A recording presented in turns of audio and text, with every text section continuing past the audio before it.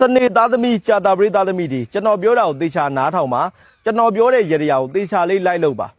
ဘာကြောင့်အဲ့လိုပြောရလဲဆိုတော့စနေသားသမီးကြာတာပရိသတ်သမီးတွေကလွန်ခဲ့တဲ့အတိတ်2လပိုင်း3လပိုင်းဆိုတဲ့ကာလတွေမှာအခက်အခဲပေါင်းများစွာကြုံတွေ့နေခဲ့ရတာဖြစ်ပါတယ်ငွေကြေးနဲ့ပတ်သက်တာတွေဆိုလဲနင့်နာဆုံးရှုံးတာတွေဖြစ်တယ်ခြေထားငါးထားငွေတွေဆိုလဲပြန်မရနေသေးဘူးငွေကြေးနဲ့ပတ်သက်လို့ကလည်းရရရှိတာလေးတွေကကြံ့ကြာနေတယ်အစရှိသဖြင့်ကိုယ့်ရဲ့လုပ်ငန်းလေးတွေကရက်တက်နေခဲ့တဲ့ရောင်အစင်ကပြေတော့ပြေတယ်ဒါပေမဲ့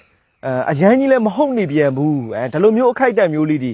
ကြုံတွေ့ခံစားနေကြရတာဖြစ်ပါတယ်ဟုတ်တယ်မလားကျွန်တော်ပြောတာနော်ဆိုတော့စနေသားသမီးဂျာတာပရိသတ်သမီးတွေကဒါလွန်ခဲ့တဲ့အတိတ်ကမိမိကြုံတွေ့နေကြတဲ့ပြဿနာအခက်အခဲအနှောက်အယှက်လေးတွေပပျောက်ပြီးတော့မှ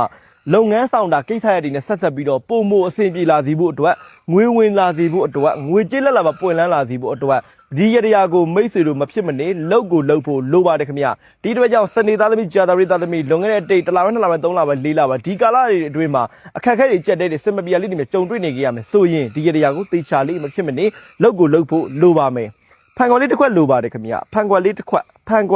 ဒီဖန်ခွက်လေးတွေကိုကျွန်တော်သဲလေးတစ်ဝက်ထည့်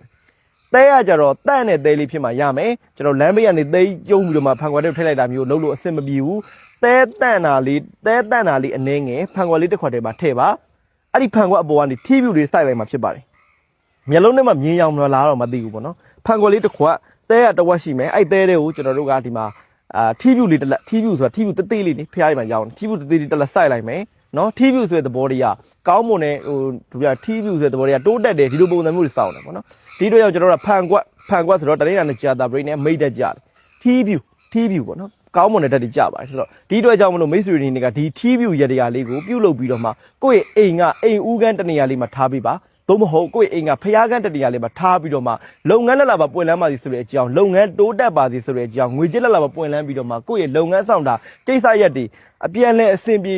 ကောင်းမွန်လာပါစေဆိုတဲ့အကြောင်းလေးတွေမိတ်ဆွေတို့ဆုတောင်းပေးရမှာဖြစ်ပါတယ်ဒီရတရားကစနေသားသမီးကြာတာပရိသတ်သမီးတွေအတွက်သီးသန့်ရတရားမိတ်ဆွေတို့မဖြစ်မနေလောက်ကိုလောက်တဲ့ရတရားဖြစ်ပါတယ်စနေနေ့သို့မဟုတ်ကြာတာပရိနေ့ကိုယ့်ရဲ့မွေးနေ့နေ့မှာလောက်ပါစနေသားသမီးဆိုစနေနေ့မှာလောက်ကြာတာပရိသတ်သမီးဆိုကြာတာပရိနေ့မှာလောက်လုံးဝကိုထူးကဲကောင်းမွန်ပြီးတော့မှလုပ်ငန်းဆောင်တဲ့ကိစ္စတွေနဲ့ဆက်ဆက်ပြီးတော့အဆင်ပြေအောင်မြင်လာပါလိမ့်မယ်ငွေကြေးလက်လာပါနဲ့ပတ်သက်လို့ပွင့်လန်းလာပါလိမ့်မယ်ခင်ဗျ